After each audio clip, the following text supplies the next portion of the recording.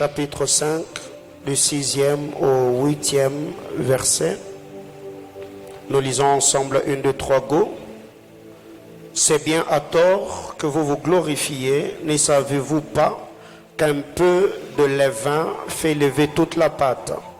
Faites disparaître le vieux levain, afin que vous soyez une pâte nouvelle, puisque vous êtes sans levain, car Christ notre Pâque a été immolé.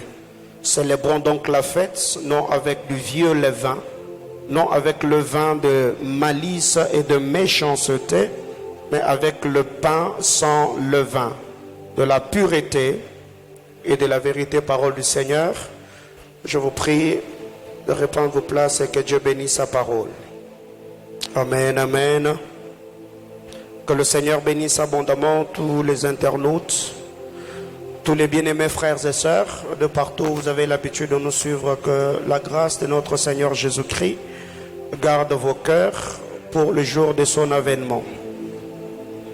Bien-aimés frères, comme nous le savons, le dimanche, nous avons commencé avec cette nouvelle série d'enseignements autour du thème « Le petit renard qui ravage les vignes ». Les petits renards qui ravagent le vigne. Cela est tiré du texte de Cantique chapitre 2, le verset 15. Cantique 2, le 15e verset. Prenez-nous le renard, le petit renard qui ravage le vigne, car nos vignes sont en fleurs. Prenez-nous le renard, le petit renard qui ravage le vigne, car nos vignes sont en fleurs.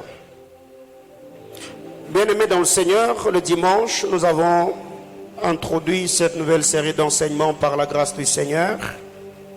Et nous avons dit que le renard sont représentés ou ils ont l'image de personnes rusées, de personnes cautéleuses, de personnes sournois. Et nous avons dit que le renard dont il est question ici, on abordera cela en deux angles, parlant des esprits invisibles, des entités spirituelles qui combattent nos vies, nos destinées, mais aussi des petites choses, les faiblesses, les choses que nous avons nourries, des choses que nous avons développées, des choses que nous avons gardées en nous, qui, avec le temps, finissent par trahir, finissent par détruire, finissent par ravager et désorienter le plan de Dieu dans la vie de chacun d'entre nous. Nous avons dit que le petit renard, ce sont des choses que l'on néglige. Un mauvais comportement, une mauvaise vie, un mauvais caractère, ou encore des choses que nous avons entretenues pendant longtemps, qui finissent par nous rattraper dans la gloire. Ce sont des choses que nous avons développées au bas de la montagne, des choses que nous avons entretenues dans notre faiblesse, tout en sachant que nous avons une grande destinée avec Dieu. Au lieu de s'en débarrasser, nous avons gardé ces choses. Et plus on est en train de grandir, plus cela grandit en nous. Plus on est en train de grandir, plus cela est en train de s'enraciner jusqu'à finir par devenir un caractère, un style, un mode de vie qui finira par nous rattraper et détruire ce que nous avons bâti en sacrifiant beaucoup de choses et en payant de très grands prix. Nous avons dit que le petit renard, ce sont des petites choses qui finissent par faire tomber le héros. Des gens qui avaient de très grandes destinées, des gens en qui Dieu a investi beaucoup de choses, comme la Bible déclare que nous sommes de vases de terre, mais portant de grands trésors. Mais il y a de petites choses, de toutes petites choses qui font tomber le héros. C'est pour cette raison qu'à la mort de Saül et de Jonathan, David étant sacrificateur et prophète, il a posé la question: comment les héros sont-ils tombés? Il y a de petites choses comme cela qui finissent par nous rattraper, qui nous détruisent et qui nous ramènent au bas de la montagne, qui nous ramènent au bas de l'échelle. Alors que nous avons payé de grands prix afin de monter, de travailler et de voir la main puissante agissante du Seigneur se manifester dans notre vie de tous les jours. Les petits renards, ce sont des choses qui détruisent des destinées. Nous avons dit qu'il y a beaucoup d'athlètes dans toutes les disciplines sportives. Il y a beaucoup de gens qui, au début de leur carrière, ils avaient vraiment des talents promettants, ils avaient des destinées promettantes. Mais plus le temps est passé, aujourd'hui on ne parle plus de ces personnes. Pourquoi? Parce que chaque discipline requiert une discipline particulière. Chaque athlète, chaque talent, chaque potentiel a besoin que la personne qui porte cette grâce ou ce talent puisse avoir une discipline qui va avec pour ne pas échouer dans le parcours de la vie. Les petits renards, nous l'avons dit, que ça n'attaque pas n'importe quelle vigne. Les petits renards n'attaquent que les vignes qui sont en fleurs, selon ce qui est dit dans le livre de Cantique chapitre 2, le verset 15. Et nous avons dit que les vignes qui sont en fleurs, ce sont de carrières brillantes, ce sont des destinées émergentes et florissantes. Ce sont ces gens-là, ce sont des destinées que le diable attaque. Ce sont des choses que l'ennemi finit toujours par le côté sournois, le côté rusé. Il finit par faire tomber le héros, il finit par détruire le destiné. Et les gens qui devaient être de référence, ils finissent au bas de l'échelle. Des gens qui devaient travailler afin que par leur vie que le Seigneur visite et restaure d'autres destinées, ils finissent par échouer la mission que le Seigneur les a confiée, seulement parce que nous avons manqué un bon nombre de choses, une discipline qui peut par la grâce de Dieu nous maintenir sur la course pour nous permettre à témoigner la grandeur et la fidélité de Dieu. Bien-aimés frères, nous avons dit que tout homme doit connaître les ennemis de sa destinée. Tout homme doit connaître les ennemis de son potentiel. Car en chacun d'entre nous, il y a un fou et un roi. Il y a une folle et une reine. Bien-aimé dans le Seigneur, ne peut rester intègre, ne peut se maintenir au sommet de l'échelle que celui qui sait mettre le garde-fou. Eh bien, les hommes intelligents sont ceux qui s'asseyent. Il prend un papier. De l'autre côté, tu mets par écrit les qualités que tu as. Tu le mets par écrit. De l'autre côté, tu mets par écrit les défauts que tu as. Parce que chacun d'entre nous, c'est des choses qu'on l'a toujours reproché. Il y a des gens qui disent tu es colérique. Il y a des gens qui disent en toi il y a telle et telle autre chose. Tu te mets par écrit. Et maintenant, après avoir mis ces choses par écrit devant toi, pose-toi la question, qu'est-ce qui peut te disqualifier de la course? De l'autre côté, tu as des qualités, ce sont des bonnes choses que les gens apprécient. Ce sont les qualités que tu as, ce sont les potentiels que tu as. C'est l'investissement de Dieu dans ta vie. Et de l'autre côté, il y a également des mauvaises choses, des choses qui peuvent aussi t'empêcher à développer les talents que tu as mis de l'autre côté. Des choses qui peuvent également ternir ton image, des choses qui peuvent empêcher le développement de ces potentiels que tu as mis par écrit. Et après avoir mis ces choses par écrit, pose-toi la question, est-ce qu'avec ces choses, si je les garde dans ma vie, si je les maintenais dans ma vie, est-ce que je finirai à accomplir la mission que Dieu m'a assignée? Et il y a d'autres personnes comme cela. Quand vous êtes dans les relations de fiançailles, l'autre te reproche, tu es trop dur, tu n'es pas attentionné, tu es mal poli, tu fais ceci, tu fais cela. Et ce n'est pas avec ce genre de femmes que je compte passer le restant de ma vie. Mais tu fais semblant, tu es toujours sur la défensive. Non, tu vois, si j'ai réagi ainsi, c'est parce que toi tu m'avais dit, c'est parce que tu m'avais fait. Mais il y a un moment, plus tu es sur la défensive, tu n'auras pas le temps de travailler ces mauvais côtés que l'autre n'apprécie pas. Et ça finira par te rattraper dans le mariage. Les jours que vous entrerez dans le mariage, ne pense pas que tu deviendras l'homme parfait ou la femme parfaite parce que vous vous êtes mariés. C'est un caractère, c'est quelque chose qui est en toi et ça finira par te rattraper. Bien-aimé dans le Seigneur, dans cette série d'enseignements, je me forcerai par la grâce de Dieu de partager avec vous les expériences de ma vie. Il s'est fait qu'en 1999, mon père nous a quittés. J'étais trop jeune à l'époque, je crois que j'étais en deuxième des humanités. Et après cela, j'ai fait plus de 16 ans loin de ma mère. J'ai grandi seul avec mes grands frères et mes grandes sœurs à Kinshasa. Et qu'est-ce qui est arrivé? J'ai grandi seul comme un loup solitaire. Ma vie, c'était Dieu, les prières, les montagnes, les études, le travail. Et j'ai développé en moi un caractère d'un homme renfermé. Quelqu'un qui est seul dans son coin. Je peux passer des heures et des heures sans parler, ça ne me gêne pas. Et quand je me suis marié, je pensais qu'en me mariant, ça allait changer de soi. Mais j'ai souffert de cette histoire. Je peux m'enfermer en chambre, je suis là, je dis rien, je parle pas. Je suis soit, je suis devant ma tablette, je lis mes livres, soit je suis au téléphone. Et ça dérangeait l'autre.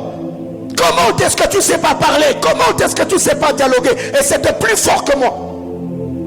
Et c'est un travail que je fais pendant nos 7 ans de vie conjugale. J'ai travaillé là-dessus. Dans les prières, le reproche, je travaillais. Et je ne dirais pas que j'ai déjà atteint le niveau que mon épouse attend de moi.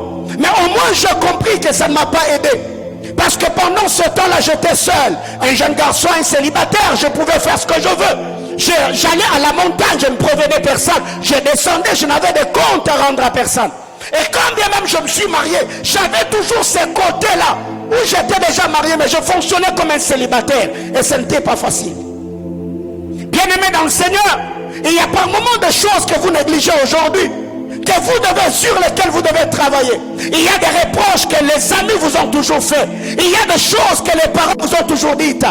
Mais si vous négligez ces choses, je vous dis, sans prophétie ni parole de connaissance, ça finira par vous rattraper et vous commencerez à travailler sur ces choses alors que cela est devenu déjà un caractère. Pendant que tu seras en train de travailler sur toi, tu vas blesser d'autres personnes qui seront autour de toi, parce que dans la gloire, on n'a pas besoin de quelqu'un qui se travaille, on a besoin de quelqu'un qui est parfait, quelqu'un qui va amener les autres là où ils veulent, pas quelqu'un qui est leader sur qui Dieu sera en train de travailler, et quelqu'un qui ne sera pas en mesure d'aider les autres dans leur propre faiblesse.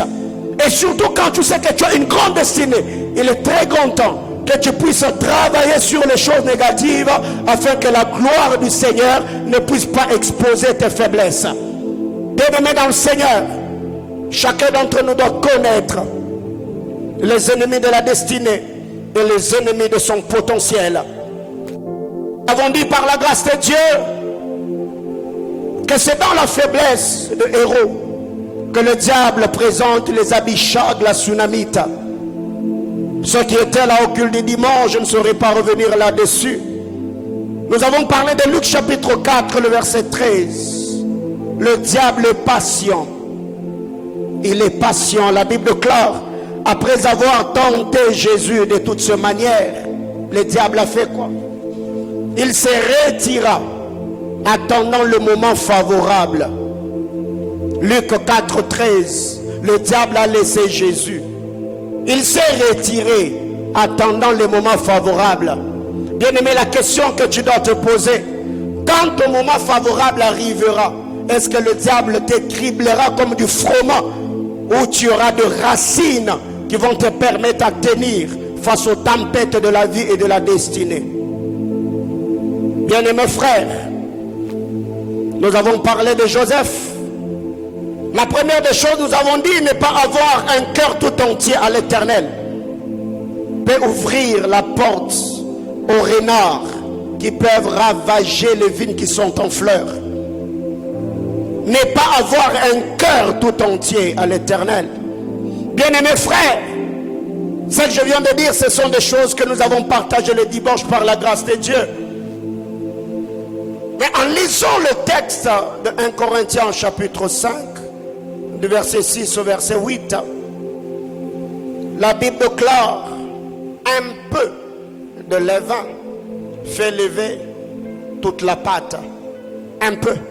Il n'en faut pas beaucoup. Pas une très grande quantité. Un peu de levain fait lever toute la pâte. Bien-aimé dans le Seigneur, une petite conversation peut ressusciter ton vieil homme. Une image à la télé, sur le net, dans ton téléphone, ça peut ouvrir une très grande porte spirituelle et t'exposer à une vie de péché que tu avais déjà abandonnée. Des toutes petites choses, un peu de levain.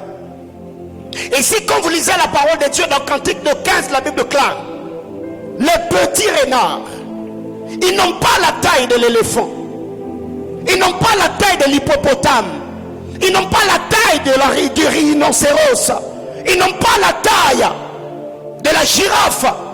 Ce sont des petites bêtes, mais qui ont un esprit destructrice.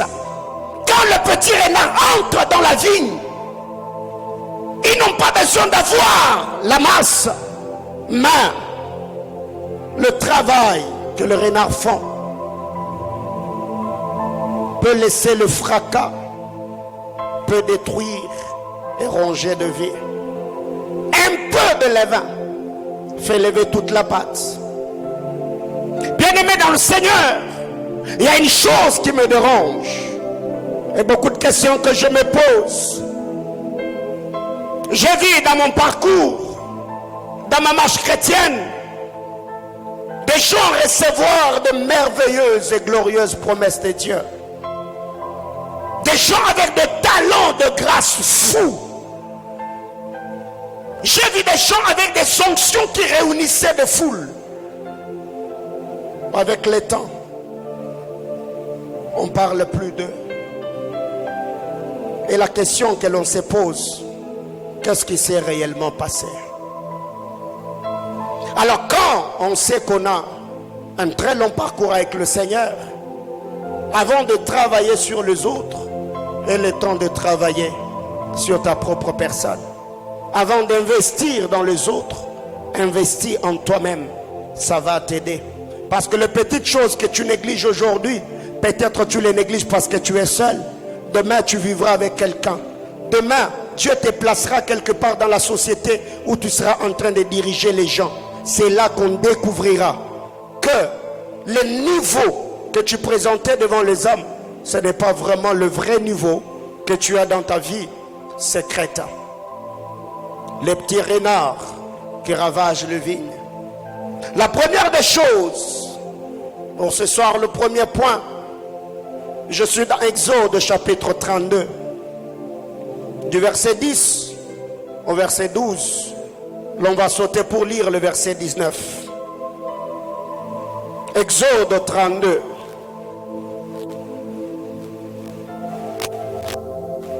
Exode 32. Le verset 10, la Bible déclare: maintenant laisse-moi, ma colère va s'enflammer contre eux.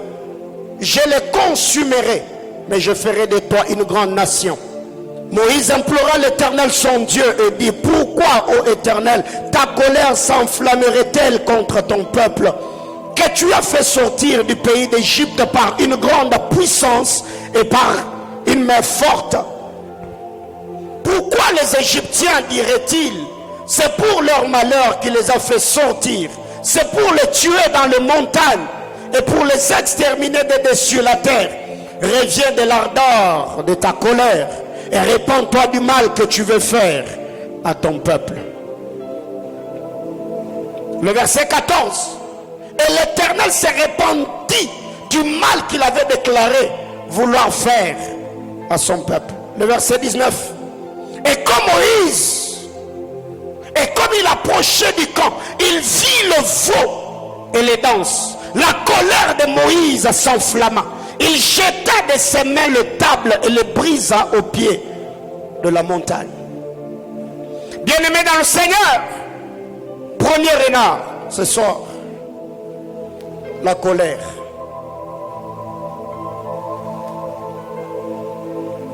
Une petite chose qui peut détruire une destinée. La colère est une petite chose qui peut briser de relations. La colère est une petite chose qui peut séparer les amis. La colère est une petite chose qui peut briser le foyer. La question que je me suis posée pendant que j'étais en train de méditer sur cette portion d'écriture la journée, je me suis dit, Moïse avait un niveau élevé. La Bible déclare Israël a tellement péché au point où le Seigneur s'est décidé. Le Seigneur a pris la décision de tuer son peuple. Et quand Moïse se tient devant Dieu, Moïse présente à Dieu des arguments qui a même fait changer à Dieu la décision qu'il avait prise de détruire son peuple et de les exterminer. Et quand le Seigneur était en train de parler à Moïse, le Seigneur a dit à Moïse, écoute, je vais tuer ce peuple, mais toi, je ferai de toi une grande nation. C'était l'avantage de Moïse. Il pouvait bien dire, non, non, Seigneur, détruis-le, tue-le, moi je suis là. Je n'ai rien à perdre, donc tu vas me garder, moi et ma femme, et tu vas nous bénir comme tu l'as fait avec Noé. Mais la Bible déclare ici, Moïse se tient devant Dieu. Moïse a brandi des arguments. Moïse a poussé Dieu à changer d'avis. Et la Bible déclare, et Dieu est revenu de l'ardeur de sa colère. Dieu s'est repenti du mal qu'il avait déclaré vouloir faire à son peuple. Le Seigneur l'a fait. Moïse a convaincu Dieu au sommet de la montagne. Et quand lui, Moïse, qui a dit à Dieu, reviens de l'ardeur de ta colère, descend au bas de la montagne, il voit Israël en train d'idolâtrer, en train de danser, en train de célébrer le veau d'or qu'Aaron avait fabriqué. La Bible déclare, et la colère de Moïse s'enflamma. Il a pris le table de pierre. Quel sabotage! Le table taillé par Dieu, le table qui portait l'écriture de Dieu. Quand Moïse descend au bas de la montagne, il a pris le table, le travail de Dieu, il a brisé le table au bas de la montagne. La question que je me suis posée, Moïse, comment est-ce que tu n'as pas pu te calmer? Même pas à cause du peuple, mais à cause des arguments et du travail d'intercesseur que tu as fait au sommet de la montagne. Combien de gens aujourd'hui, quand c'est quelqu'un d'autre qui est en colère, on a des arguments, on peut parler, on peut conseiller jusqu'à convaincre la personne à changer d'avis. Mais quand c'est nous, on entre en transe, on tremble. On peut être là en train de parler, on est en train de postillonner, il y a des postillons qui sortent, on perd l'équilibre. Au point où même la personne que toi tu avais conseillé, il peut venir et te dire, mais souviens-toi, il te dira, non, non, non, c'est que moi je t'avais demandé de ne pas faire, et c'est que moi on m'a fait. Non, non, non, non, ça c'est pas la même chose. Laissez-moi d'abord faire ce que j'ai à faire. Bien-aimés frères, combien de gens aujourd'hui, au nom de la colère, ils ont pris certaines décisions, ils ont fait certaines choses à la hâte, et aujourd'hui ils regrettent, et c'est trop tard. Il y a des gens, quand ils sont en colère, ils sont capables de tout faire, et après que leur colère soit passée, quand ils récupèrent leur faculté ou la raison, ils commencent à regretter. Et c'est là maintenant qu'ils commencent à se tourner vers les personnes qui peuvent le réconcilier avec les personnes avec qui ils se sont séparés. Combien de femmes aujourd'hui ont détruit leur foyer par manque de maîtrise de soi? Combien d'hommes ont brisé plusieurs relations par manque de maîtrise de soi? Combien d'amitiés aujourd'hui se sont détruites par manque de maîtrise de soi? Et quand vous lisez la parole de Dieu, la Bible déclare, Moïse était l'homme le plus patient sur la terre. Mais cet homme qui était l'homme le plus patient, l'homme qui pouvait conseiller Dieu et amener Dieu à changer d'avis, lui-même n'avait pas la capacité de se maîtriser lui-même. Bien-aimé dans le Seigneur, Je reçois beaucoup de gens dans mon bureau. Et quand c'est quelqu'un qui vient me présenter un prétendant ou une prétendante, la question que j'ai toujours posée aux jeunes sœurs, qu'est-ce que tu reproches à cet homme? Si Dieu t'accordait la chance de changer quelque chose en lui, ça sera quoi? Beaucoup de sœurs me disent toujours la colère. Et je me suis posé des questions. Beaucoup d'hommes sont toujours, leurs nerfs sont tendus. Bien-aimés dans le Seigneur, il y a des gens aujourd'hui, parce que il est sur les nerfs, il n'a pas pu se contrôler. Sous l'effet de la colère, il y a des gens qui prennent des décisions et qui détruisent des destinées. Il y a des gens qui prennent des décisions sous la colère, qui détruisent des vies. Et parce que la personne est blessée sous la colère, il blesse tous ceux qui sont autour de lui et il détruit ce qu'il a bâti pendant des années. Bien-aimés frères, j'étais de ces gens-là.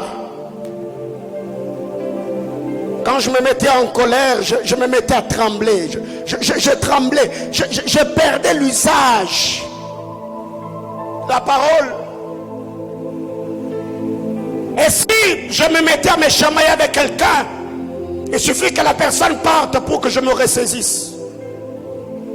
Et s'il arrivait que la personne revenait, que je te vois, c'est comme si on venait de se chamailler maintenant là. Mais c'est par un grand travail. La prière, le jeûne, la discipline. J'ai demandé à Dieu ces choses. Et aujourd'hui, quand je regarde ce que j'étais autrefois et ce que je suis aujourd'hui, je me dis gloire soit rendue à Dieu. Le Seigneur a fait un grand travail. Bien-aimés frères, qu'est-ce que tu es capable de faire quand tu es en colère? Qu'est-ce que tu es capable de faire quand tu es sur les nerfs?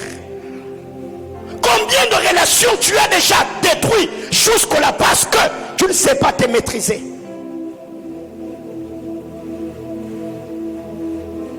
Récemment, il y a un bien-aimé de l'église qui est venu me voir. Il a eu un sérieux problème au boulot parce que son chef était en train de tourner sur lui. Et le bien-aimé ne sait pas contrôler. Il a collé les bosses. Et c'est après avoir collé les bosses qu'il s'est vraiment rendu compte. J'ai collé les bosses. Et quand il a laissé les bosses, et le boss lui a dit, tu es viré. Et c'est là maintenant qu'il dit, oh papa, je ne sais pas ce qui m'a pris, prions. Je dis, frère, ne prions pas pour le travail.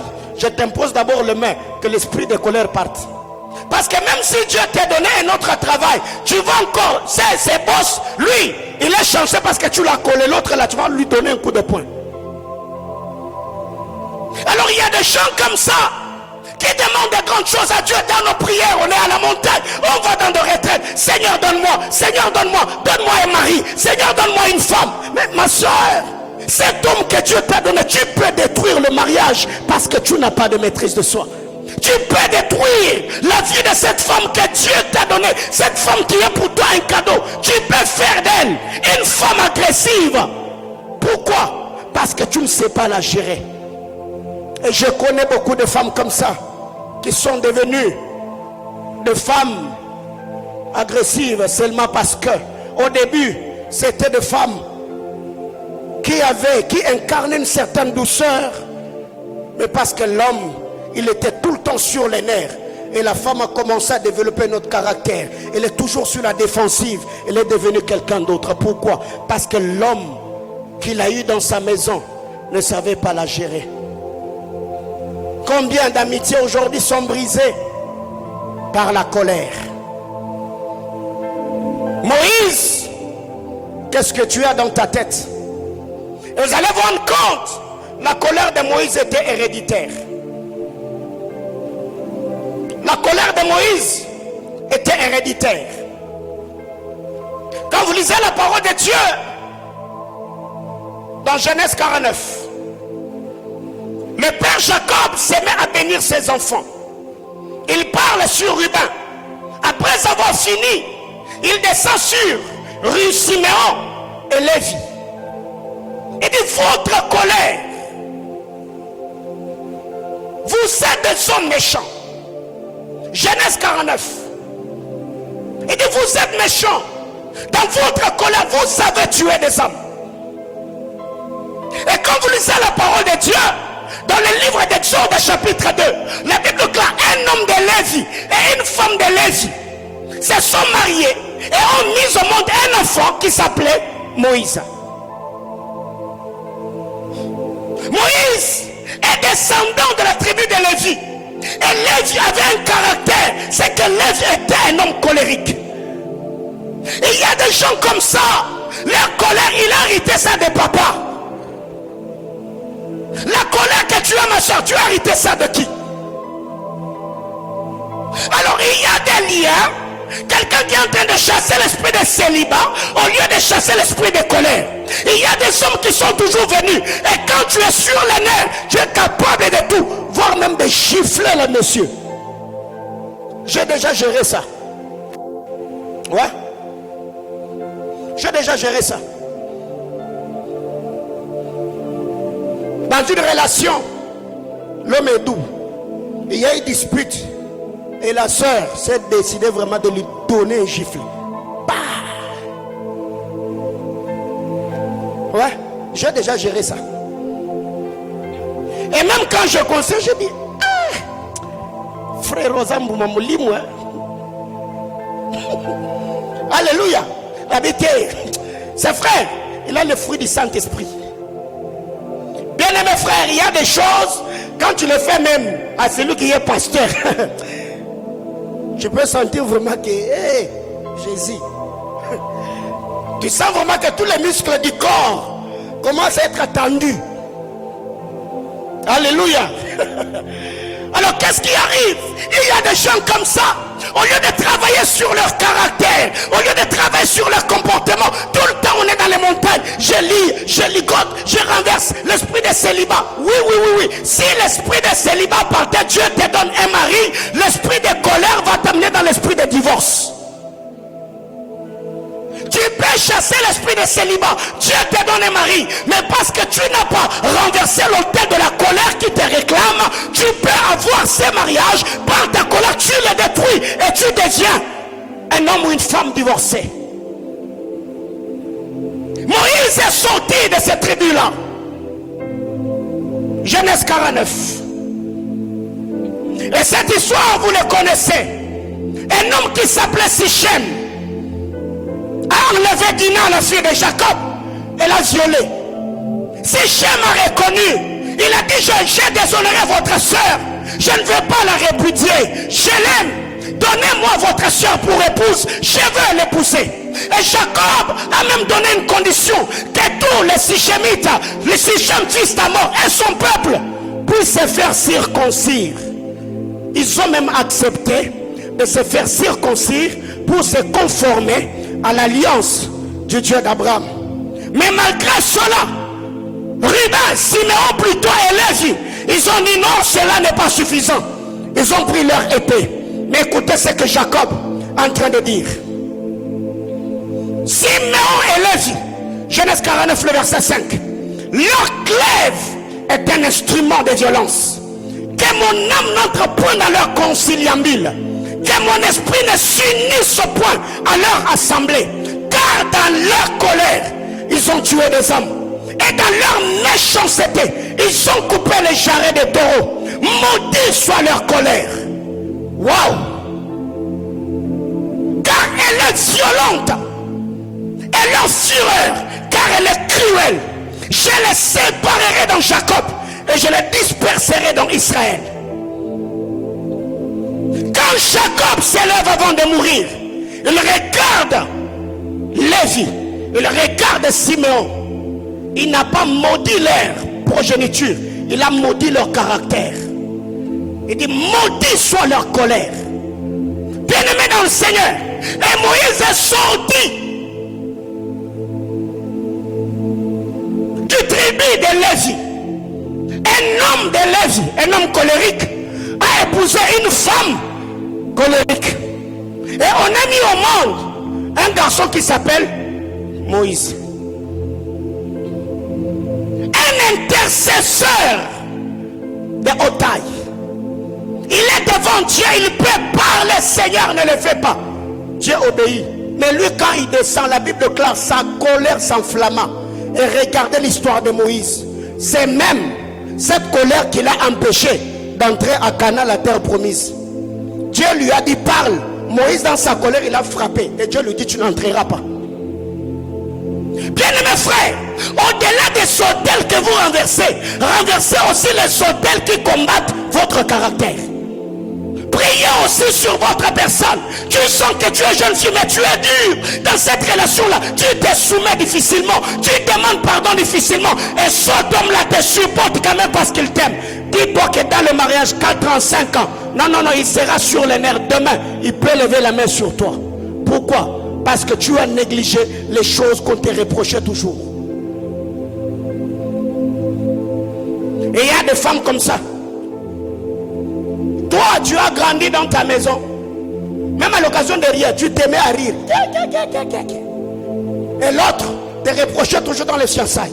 J'aime pas ça, j'aime pas ça. Et quand vous êtes marié, lui, il est déjà en colère. Il est en train de te reprocher. Toi, tu t'aimais à rire. Et pendant que tu es en train de rire, tu vas vraiment te rendre compte que la tasse là va te prendre sur la bouche. Le sang va couler. Oh, il y a des séries ici comme ça. Même à l'occasion de rire. Ouais, développe ça. Tu arriveras quelque part. Tu es en train de rire. Alors que tu ne riais pas la personne. Il y a quelqu'un d'autre qui est en train de passer. Il va se dire, ok, tu t'es moqué de moi. Il va te retirer là. Coup de tête, ngingo. Ouais, après tu vas te retrouver. La colère. Les petits renards qui ravagent le vigne. Bien-aimés frères, il y a des gens comme ça. La colère est cruelle. Quand cet homme, quand cette femme se met en colère, elle peut casser, ravager tout ce qu'il y a dans la maison. Il peut brûler toute une maison parce qu'il est en colère. Et quand ça va se dissiper, il va se poser la question, c'est moi qui ai fait ça? Oui, c'est toi qui as fait ça. J'ai vu un de mes grands frères qui a failli tuer son fils. Je crois que c'était en 2006-2007. Je ne sais pas ce que l'enfant avait fait. Moi, je revenais de l'église. J'ai trouvé mon frère. Il a pris sa fille. Frère, à Bamba, moi, on a un mur. Et c'est quelqu'un qui avait presque la masse de Papa Christian. Papa Christian qui est là, oui. Un homme costaud. Mais à l'époque,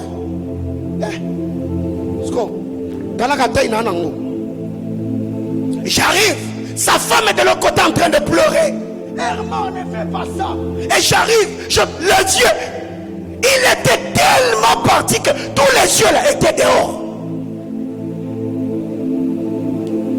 Alors quand j'arrive, sa femme commence à pleurer. Il y a Paulin, ton frère va tuer. Je me suis dit, ici, je ne saurais pas.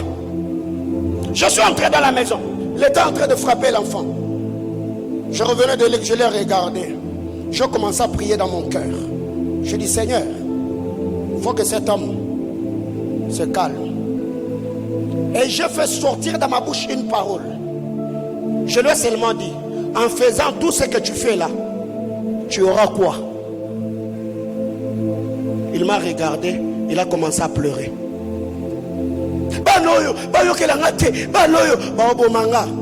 J'ai récupéré l'enfant. Je l'ai fait sortir de la maison. Après, il reste là-bas pleurer d'abord. Pleure. Il a pleuré. Quand il a fini, je les ai conseillés, lui et sa femme. Mais imaginez-vous si je ne t'ai pas arrivé. Peut-être il allait tuer sa propre fille. Et d'ailleurs, sa fille est née. Bien-aimés frères, la colère ici, lisons une écriture.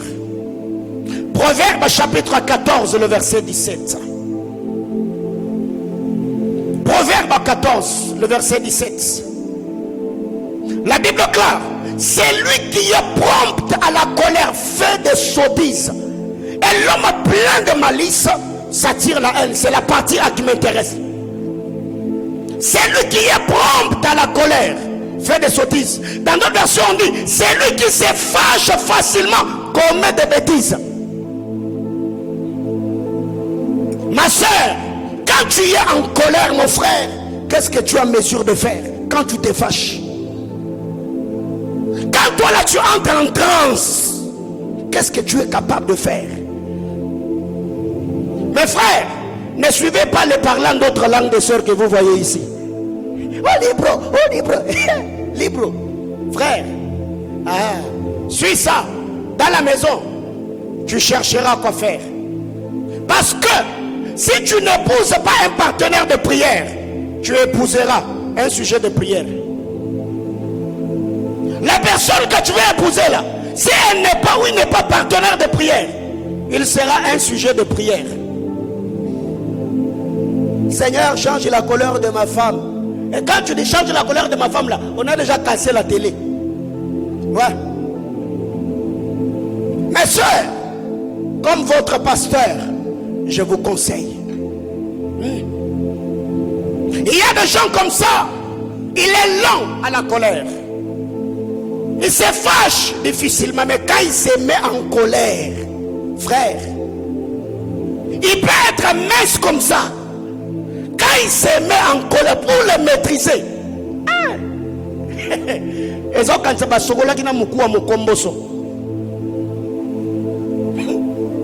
quand il se fâche, frère, vous pouvez être à 50, il vous dira, et si m'battez.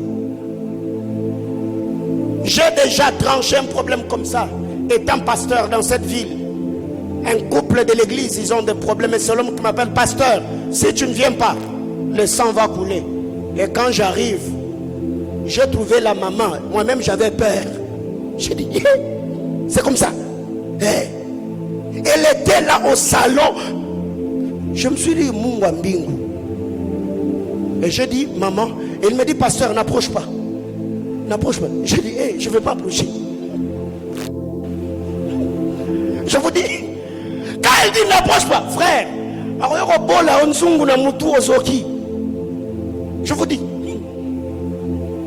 Et j'étais là, je ne savais pas quoi faire. J'ai dit, bon, ici déjà elle te dit n'approche pas. Je vais prier, je vais conseiller, je vais parler en notre langue. Bien-aimés frères, il y a des choses que vous devez faire dans vos vies. Si vous voulez avoir une longue vie et bien conserver ce que le Seigneur vous a donné. Moïse avait une colère héréditaire. Il était de la lignée des Lévites. Et regardez comment cet homme a fini sa vie. Le petit renard qui ravage le vigne. Et nous avons dit que ces renards, ce n'est pas seulement des entités ou des esprits invisibles qui nous combattent, mais c'est aussi le mauvais côté de notre caractère. Les choses que nous avons développées il y a des années.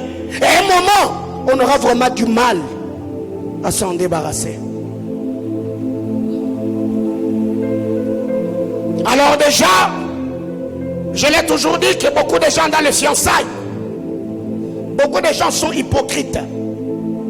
Parce qu'il y a des choses que tu supportes dans les fiançailles. Toi-même tu sais très bien que ça dans les mariages ça ne va pas passer. Mais au lieu de travailler sur ça, prier pour l'autre, parler, tu relativises. Oui, dans les mariages tu auras une version améliorée. Et tu vas souffrir. 2. Proverbe chapitre 20, le verset 17. Proverbe chapitre 20, le verset 17. Donc si tu es dans ça, que Dieu te délivre. Le pain du mensonge est doux à l'homme. Et plus tard, sa bouche est remplie de gravier. Le pain du mensonge est doux à l'homme. Mais plus tard, ce pain-là se transforme en gravier. Deuxième renard qui peut ravager le mensonge. Bien-aimés frères, il y a des gens qui ont perdu la crédibilité à cause de mensonges. Il y a des gens qui mentent comme s'ils respiraient. Le mensonge. Il y a des gens qui sont spécialistes dans ça. Donc lui là, il ment plus. Le mensonge c'est sa vie. Et puis encore, c'est quand on est menteur. Mais spirituel, ça c'est le haut niveau.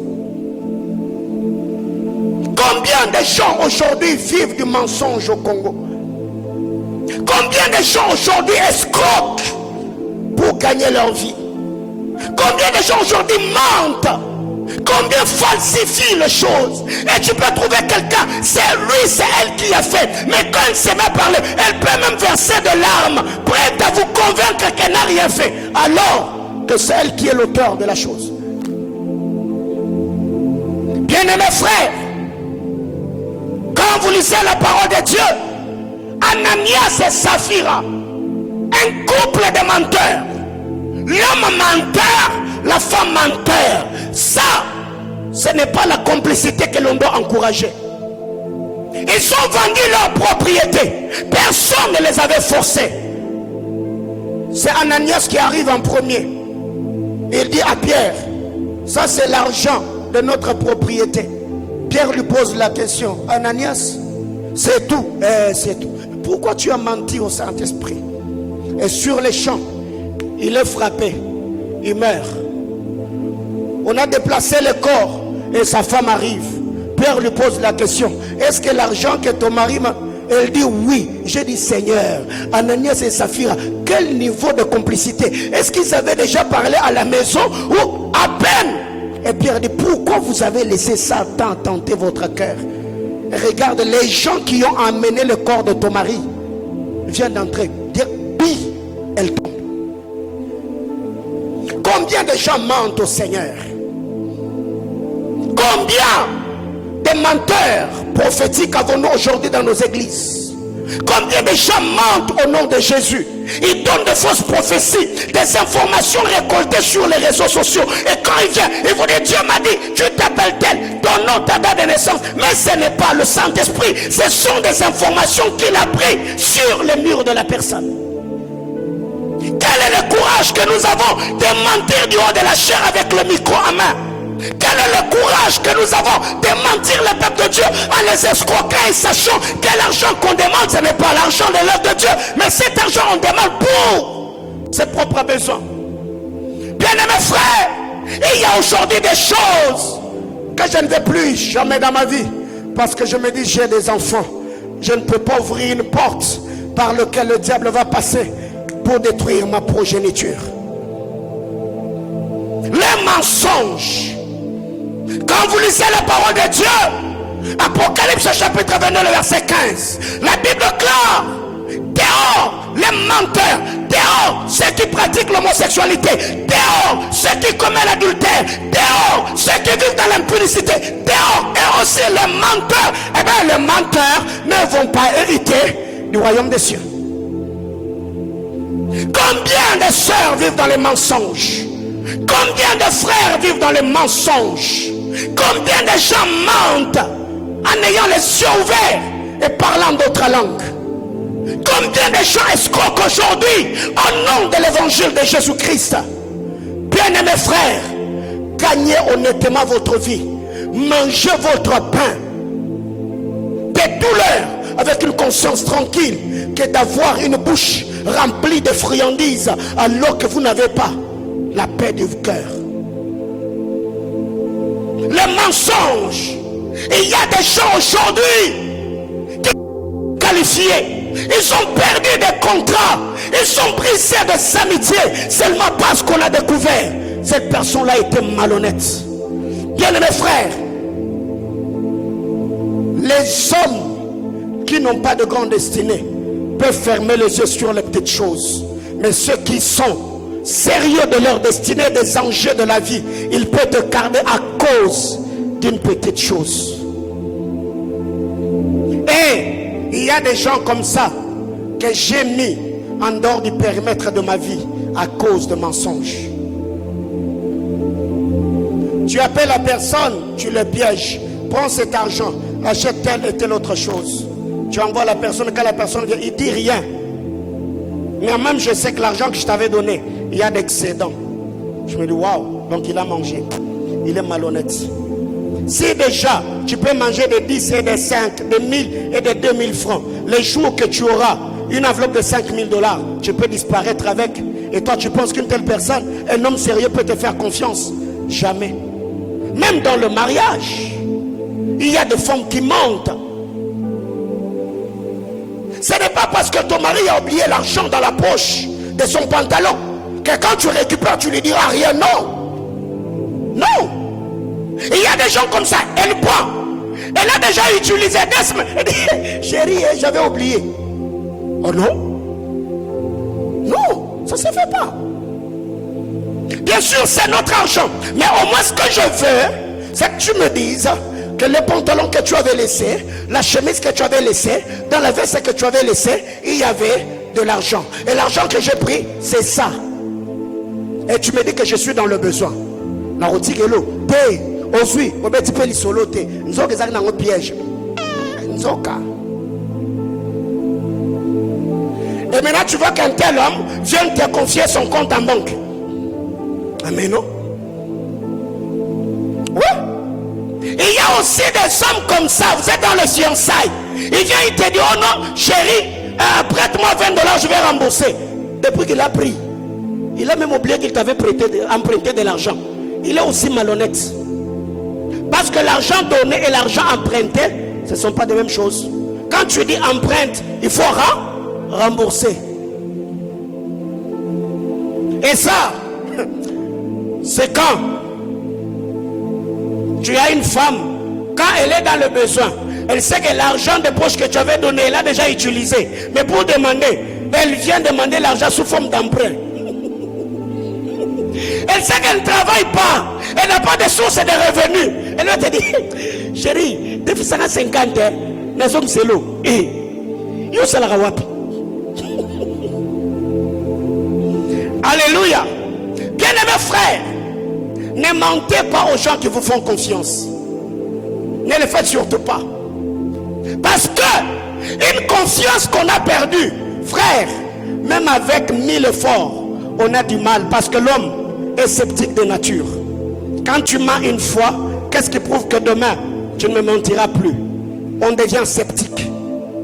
Et il y a des gens comme ça aujourd'hui qui n'arrivent plus à voir des très grandes opportunités. On ne les met pas dans certaines affaires seulement parce qu'on s'est dit, lui là, il est malhonnête, c'est un menteur. Le mensonge. Quelle est la dernière fois que tu as dit la vérité à quelqu'un? Et il y a même des gens comme ça. Dans les fiançailles, Dieu te pose la question. Parle-moi de ton passé. Hey, mon passé, c'est passé. Hey, c'est passé. C'est pas passé. Il y a des passés qui ne passent pas. Mais si tu vas aussi demander le passé de quelqu'un, sois-en sûr que tu seras en mesure d'aimer la personne s'il te parlait de son passé. Allô? Parce qu'il y a quelqu'un comme ça, tu lui dis, tu commences. Il sourit après. Comment il fait sérieux? Tout ça. Et demain, quand tu appelles, on t'a déjà mis dans la liste noire. Donc si aussi tu poses la question sur le passé de quelqu'un, dis-toi que tu es prêt à continuer d'aimer la personne, même après qu'il t'ait parlé de son passé. On est d'accord? Alors, qu'est-ce qui arrive? Ephésiens chapitre 4, le verset 25. Ephésiens chapitre 4, le verset 25.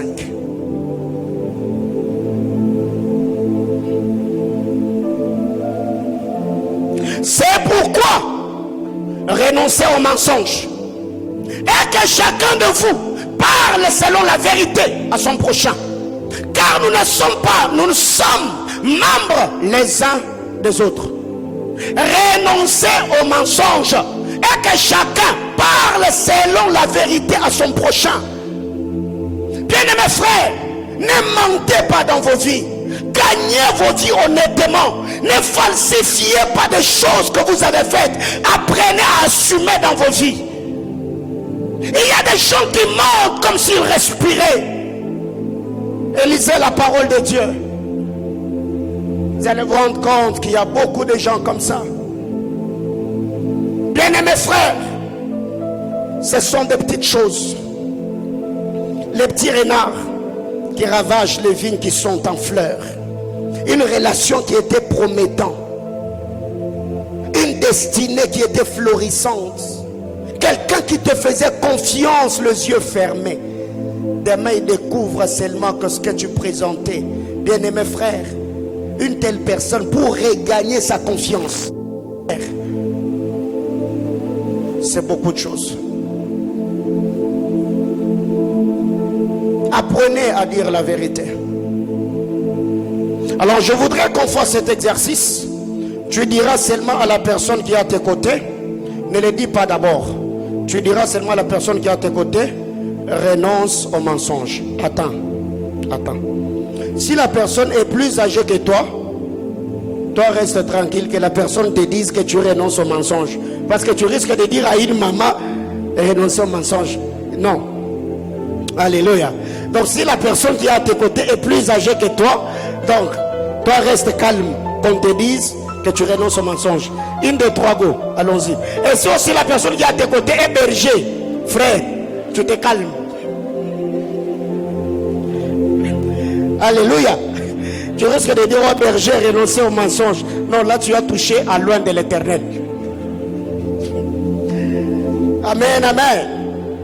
Mais au moins, nous savons que ce sont des choses, même si ces choses dans nos églises ne se prêchent plus, mais ce sont des choses qui détruisent de vie et qui bloquent les destinées. Je peux venir ici, oh my God, je donne toutes les révélations que je dis, du haut de cet hôtel, je décrète et déclare. Et je décrète sur qui? Moi, j'ai rien dit. Qui est la personne qui est en train de tomber, en train de parler en d'autres langues? Non. Il y a par moments, certaines personnes, au lieu de tomber, ils doivent picler pour entendre la parole de Dieu et changer. À la maison, elle est impolie, elle ne travaille pas, elle ne respecte personne. Et quand on arrive à l'église, on dit la puissance de Dieu là, recevez, elle tombe, elle se relève. Et plus elle tombe, elle se relève. Donc son impolitesse est en train de prendre du poids. Donc il y a des moments où nous devons nous asseoir et nous dire certaines vérités en face. Mentir c'est un péché, l'impudicité c'est un péché, l'orgueil c'est un péché. Et bien, Apocalypse 22:15, la Bible déclare, les menteurs n'hériteront pas du royaume des cieux. J'entends quelqu'un me dire Amen. Oui, les menteurs ne vont pas hériter du royaume des cieux. Alors que faire? Dis la vérité. Et récemment, le frère Jean-Paul est là? Non, il n'est pas là. Ah, ok. Un mardi, je suis là. Je reçois un monsieur. Quand je dis monsieur, donc c'était vraiment un monsieur. Enfilé, propre. Il a mis des verres avec un sac. Il a entré, me dit, homme de Dieu, je viens demander de l'aide. Ma femme et mes enfants, les bandits nous avaient cambriolés. J'ai tout perdu. Je ne sais plus me relever. Et d'ailleurs, depuis hier, mes enfants n'ont pas mangé. Bien aimé, une telle histoire, même si tu n'as pas l'argent, tu auras mal au cœur, non? J'ai eu mal, j'ai compati. J'ai dit, oh, ngo, yao. Et il y a un bien aimé qui venait de payer sa dîme de $10. Et j'ai pris l'enveloppe de la dîme du frère. J'ai remis au papa. Je lui ai dit, je n'ai pas l'argent aujourd'hui, prends ces $10. Tu vas aller nourrir les enfants. J'ai des prions. J'ai prié pour lui, Seigneur, assiste à mon frère, bénis-le. Il est parti. Et après son départ, je vois le frère Jean-Paul entrer, il me dit, papa, celui qui vient de sortir, vous le connaissez? Je le connais. Hey, frappez. Frère, je me suis dit, mais explique. Hein? L'explication qu'on m'a donnée, j'avais vraiment envie de sortir dans mon bureau là, les récupérer, prendre d'abord mes $10 et lui prêcher Jésus. Imaginez-vous une telle personne qui peut venir mentir à un homme de Dieu. Et il a pris les $10 de quelqu'un, la dîme de quelqu'un, je lui ai donné, il est parti avec. Et une telle personne demain, il va aller renverser des hôtels et demander que Dieu le bénisse. Frère, ne portez pas de malédictions inutiles dans la vie. Moi je le fais de bon cœur. Et une telle personne, comment est-ce que... Et jusque là, le frère m'a dit, le monsieur qui vient de te parler d'avoir une famille, il n'a ni femme, ni enfant, ni maison. Alors, ce genre de choses, ce sont de mêmes personnes qui dans nos églises, quand on dit recevez, montez, on monte dans quoi? On reçoit quoi? Il faut éviter. Mentir est un péché. Dernière chose pour ce soir.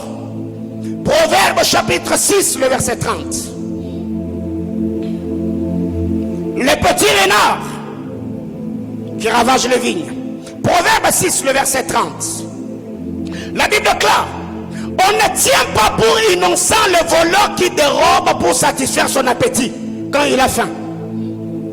On ne tient pas pour innocent. Autrement dit, on ne peut pas innocenter un voleur qui a volé pour satisfaire son appétit quand il a faim. Autrement dit, voler parce qu'on a faim n'est pas une excuse de tolérer ou de valider le vol. Entre renard, voler, c'est pas bon. N'est-ce pas, on a chanté, voler n'est pas bon. Voler n'est pas bon. Donc, je reviens encore sur ça en disant quelqu'un, si tu es ici, tu es un voleur, la Bible déclare, on ne tient pas pour innocent un voleur qui a volé pour assouvir son appétit quand il a faim. Voler est un péché. C'est ce que la Bible est en train de dire. Bien-aimé dans le Seigneur, ça, c'est écœurant. Un jour, je crois, c'était en 2018, on a tenu le culte. Le panier d'offrande, on amenait ça derrière, et après culte, on priait. Et le financier récupérait le panier et allait compter l'argent d'offrande. Et c'est dimanche-là,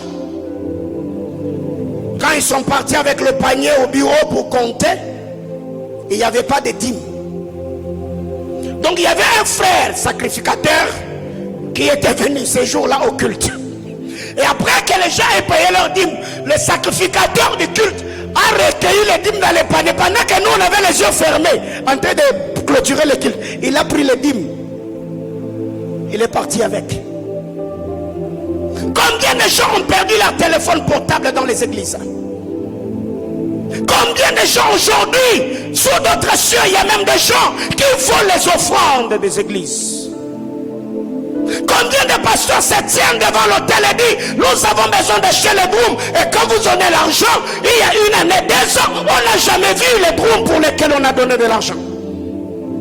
Combien de gens reçoivent des dons venant de l'étranger au nom de l'œuvre de Dieu, mais cet argent-là n'est jamais arrivé. Bien-aimé dans le Seigneur, je ne nourrirai jamais mes enfants avec des offrandes volées. Jamais. Il faut avoir une très forte personnalité pour dire certaines choses, parce que tu sais que tu n'es pas dedans. Bien-aimé frère, un voleur n'héritera pas le royaume des cieux.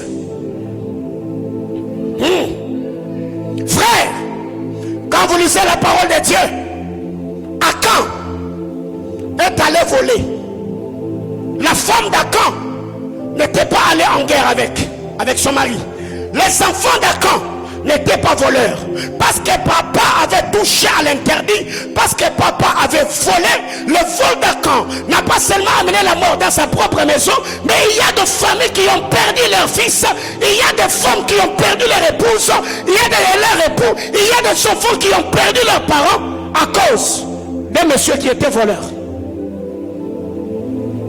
Israël est allé à la guerre et Dieu leur a dit: quand vous allez détruire le pays de Jéricho, ne prenez rien.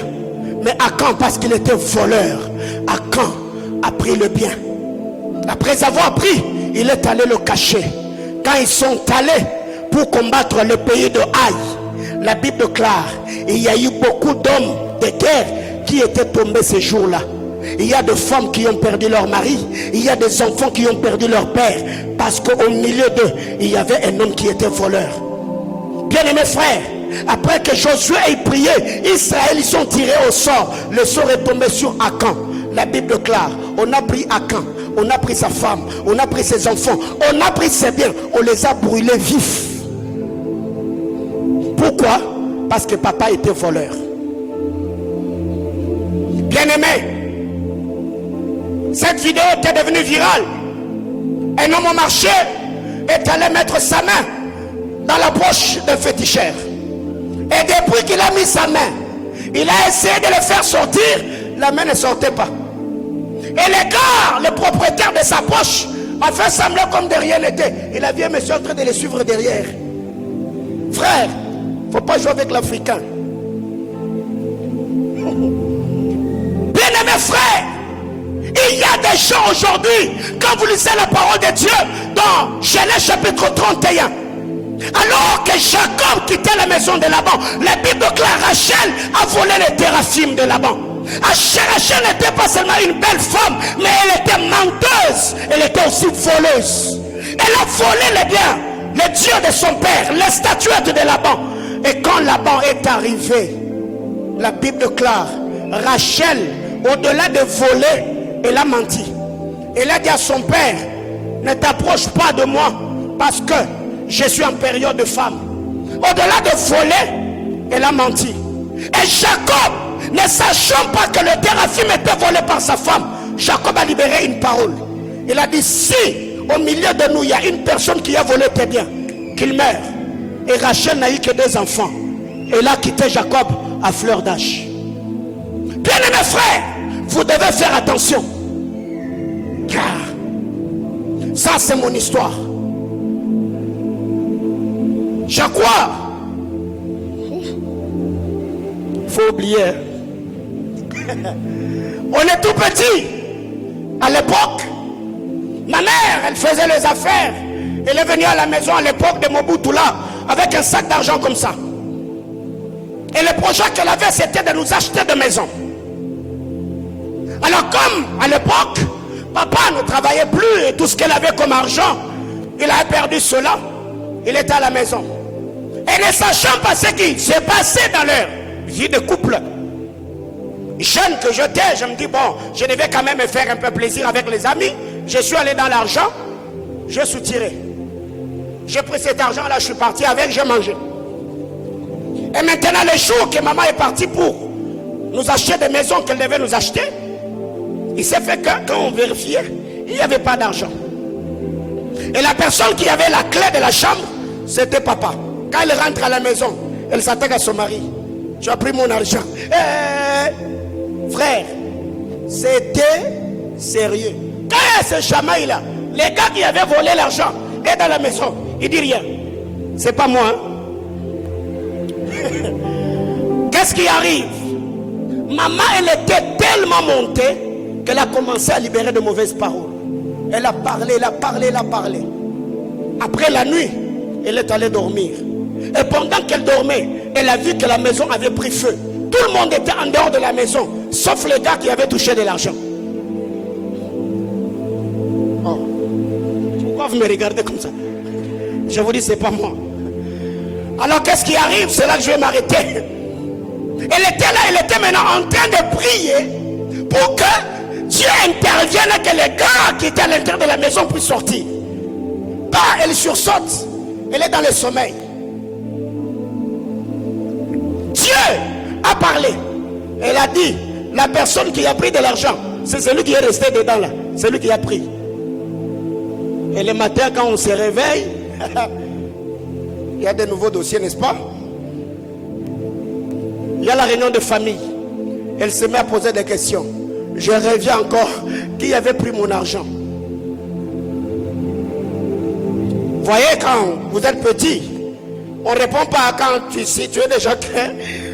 Tu es dans le pétrin. On ne parle pas, hein? On fait seulement comme ça.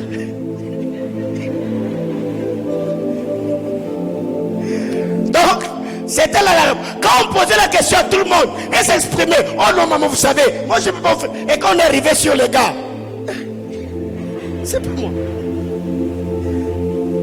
Et c'est là que maman a commencé à arranger avec son mari. Non, tu vois, et tout. Et la nuit, pendant que je dormais, Dieu m'a dit que c'est toi. Mais là, tu vois tout. Tous ces yeux-là te regardent. Frère, ces gars-là avaient besoin de disparaître ces jours-là. Et quand maman a dit ce qu'elle a dit, elle a dit Dieu, dans le sommeil, elle a dit si elle ne pardonnait pas, la personne allait mourir. Waouh, frère, c'était terrifiant. Tu vois déjà quand un homme et une femme ont eu des disputes toute la nuit, jusqu'au point où la femme a commencé à maudire. Ce n'était pas quelque chose qu'on pouvait faire passer. Et c'est ces jours-là que j'ai pris la décision en disant, non, la personne a pris la décision en disant, moi là, je ne vais plus toucher à l'argent d'autrui. Bien-aimés frères, gloire soit rendue à Dieu, que c'est l'histoire du passé. Mais imaginez-vous si Dieu n'avait pas intervenu pour parler à ma mère dans son sommeil, peut-être ces malédictions-là allaient planer sur plusieurs vies. Bien-aimés frères, vous devez faire très attention. Ne prenez pas les biens d'autrui si ça ne vous appartient pas, parce que vous ne savez pas la personne, comment il a essuyé et transpiré pour avoir cet argent-là. Et pire encore, c'est l'argent que les gens déposent dans les paniers ici. Cet argent, tu ne sais pas combien la personne a eu cet argent-là. Tu ne sais pas combien il a essuyé pour avoir cet argent-là. Tu ne sais pas la mission qui est confiée à cet argent-là. Parce que tout l'argent que nous mettons dans le panier, nous ne savons pas la mission qu'on confie à l'argent. Quelqu'un peut être malade. Il prend l'argent et dit, Seigneur, je donne cette offrande comme offrande de rachat, pour que la maladie qui dérange mon corps me quitte. Et toi, tu vas voler cet argent-là pour manger. Hein? On va prier le Seigneur. Bien-aimés frères, ces trois choses, ce sont des choses importantes que beaucoup d'entre nous ont toujours négligées. Tous les jours de ta vie, prie que la colère ne s'empare pas de toi. Que Dieu te libère de l'esprit de la colère. Que Dieu te délivre du mensonge. Toi, que Dieu te délivre de l'esprit de vol. Si tu sens que cette semence est en toi, frère, tu y es tenté quand tu vois quelqu'un avec l'argent, tu sens ton cœur battre et tu n'as plus de paix. Il est grand temps que tu arranges. Parce que tous, on a toujours commencé à voler dans la maison des parents. On arrive chez le voisin et après, tu peux devenir un cambrioleur de renom. Je voudrais que quelqu'un élève la voix et prie le Seigneur.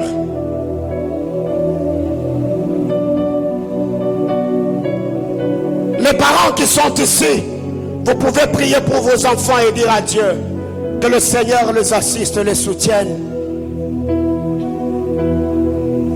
Ne fais pas semblant. Si tu sens que tu es colérique, homme ou femme, tu peux dire à Dieu, Seigneur, assiste-moi. Élisée, sous la colère, il a maudit Géasi. Il a dit que la lèpre qui est sur Naaman le Syrien s'attache à toi et à ta postérité. Et lorsqu'on va prier le Seigneur, dit à Dieu, Seigneur, libère-moi de la colère. Je ne veux pas détruire mon foyer au nom de la colère. Je ne veux pas briser les amitiés au nom de ma colère. Je ne veux pas briser ma vie au nom de la colère. Je ne veux pas blesser les gens qui me font confiance au nom de ma colère. Seigneur, je n'arrive pas à dire la vérité.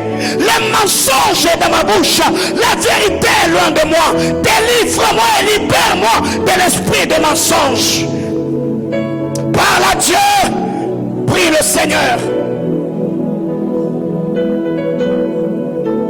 Si c'était chasser les démons, si c'était envoyer le feu, beaucoup d'entre nous allaient manifester une colère sainte. Seigneur, je ligote, mais ça c'est sérieux. Tu sais que tu as une grande destinée. Dieu te placera à des endroits stratégiques. Que Dieu libère ton cœur de l'esprit de vol, de l'esprit de mensonge et de la colère. Oh Dieu. Oh Dieu. Oh Dieu. Oh Dieu. J'ai pris pour mon cœur. Libère-moi. Libère-moi de la colère. Que je ne sois pas un père colérique. Que je ne sois pas un leader colérique. J'ai pris au nom de Jésus-Christ, mon sauveur. La Bible déclare un peu de levain fait lever toute la pâte. Seigneur, que la pâte de ma vie et de ma destinée, Seigneur éternel, ne soit pas levée par les petites choses que l'on néglige aujourd'hui. Seigneur, parlant de la colère, Seigneur, parlant du mensonge, Seigneur, parlant de l'esprit de vol, soutiens-nous par ta grâce. La Bible déclare, renoncez à la colère, renoncez au mensonge, à que chacun de vous dise la vérité à son prochain.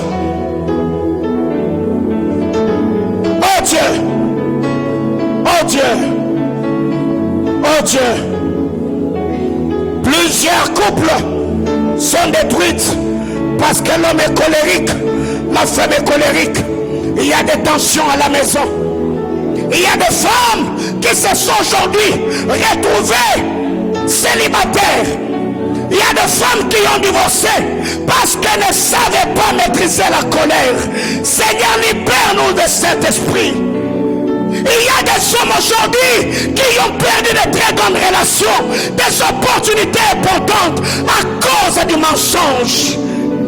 Cette femme avait confiance en lui, cet homme avait confiance en elle. Depuis le jour où elle a menti, depuis le jour où elle a menti, Seigneur, la confiance est partie et la famille est par terre. Seigneur, aide-nous par ta grâce. Il y a des gens aujourd'hui qui occupaient des postes stratégiques, des gens que l'on faisait confiance, des gens que l'on confiait de l'argent parce qu'ils ne savaient pas traiter le vol. Aujourd'hui, se sont retrouvés chômeurs. D'autres sont en prison à cause d'une petite faiblesse. Abba Père, assiste ceux qui prennent ce message au sérieux. La Bible déclare, quand vous entendez sa voix, n'endurcissez pas vos cœurs. Chacun d'entre nous ici, il sait les choses qui sont attachées à sa vie. Alors ne fais pas semblant parce que quelqu'un à tes côtés. Tu peux dire à Dieu, je ne veux pas être une femme colérique. Je ne veux pas être un homme colérique. Il y a des hommes qui ont levé la main sur leur femme.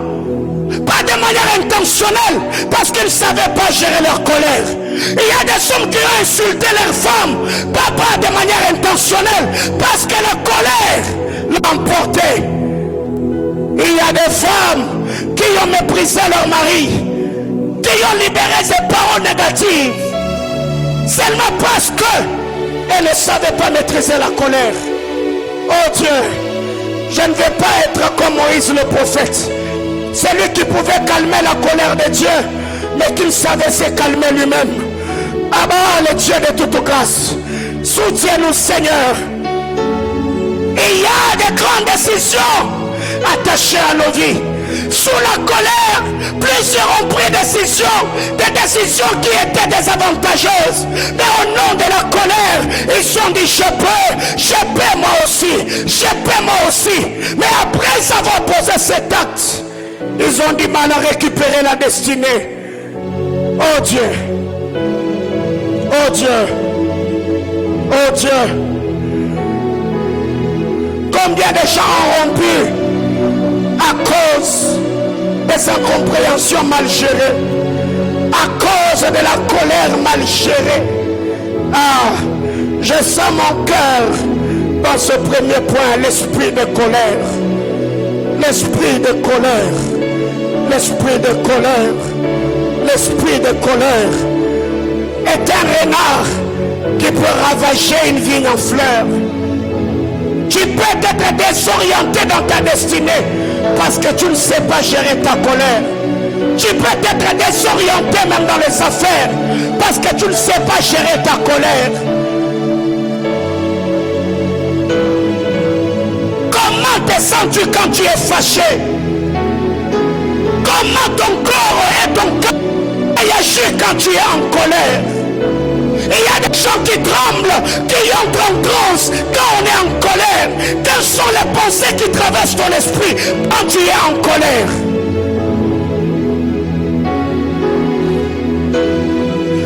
avons suivi des documentaires où des enfants qui se sont suicidés, des gens qui se sont empoisonnés, des gens qui se sont fait du mal. La personne qu'on aimait hier, la personne qu'on admirait hier, seulement parce qu'il nous a blessés, on a détruit et mis fin à sa vie à cause de la colère. N'avez-vous pas déjà entendu ça? Une femme qui a tiré pour pourtant son mari, des enfants qui ont assassiné leurs parents, des gens qui ont tué leurs amis, des gens qui se sont blessés. Le sang a coulé à cause d'une colère mal gérée. Abba, fais-nous grâce. Je prie au nom de Jésus que tu gardes nos cœurs fidèles à toi, que tu nous soutiennes et nous assistes.